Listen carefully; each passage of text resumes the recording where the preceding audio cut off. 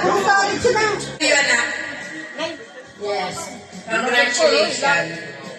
Yun lang. Ano yun? Boy! Yung tiya din. Pinapabaya ko sa iyo. Ayun lang. Maraming salamat. At talaga namang aking anak ay nagtiis at nagtiyaga. Kaya... Oh, ibig ka naman. Nakabasulaki, oh.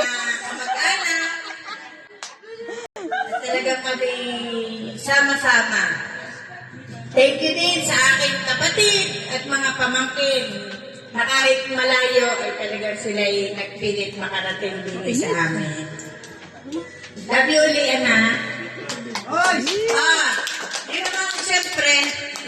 Kapatid! Aming kapatid na si Kuya B. Kaya pala Silapli! lubos po ang aking pasasalamat sa Cortez family.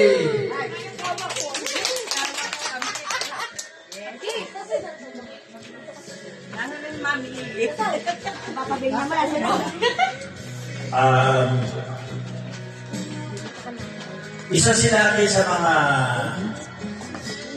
nakarating sa isang pangarap na marami sa science man ang hindi pa nakarating.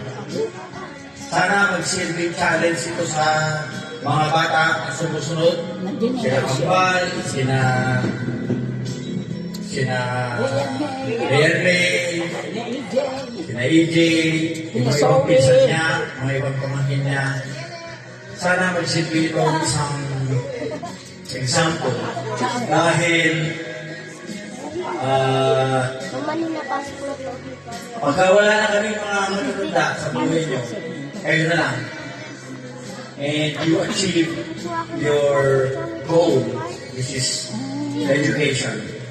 Kaya nyo isa, kaya mabuhay ilan. Wala na kami matutunda.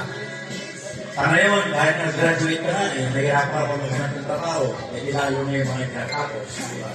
So, sana maging yung achievement ni Lucky, yung achievement nila Brian, achievement nila Boda, achievement nila MJ, ay mag-silbing isang inspiration sa inyo for you to strive more and for you to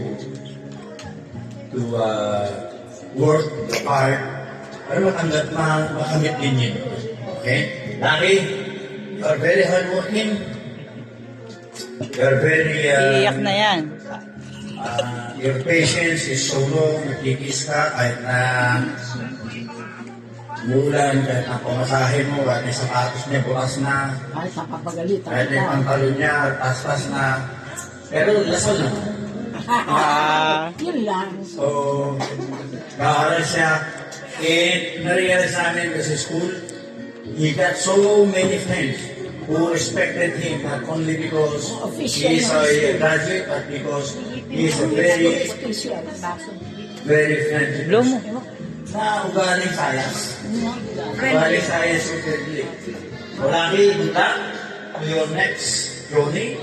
Good luck sa another phase of your life.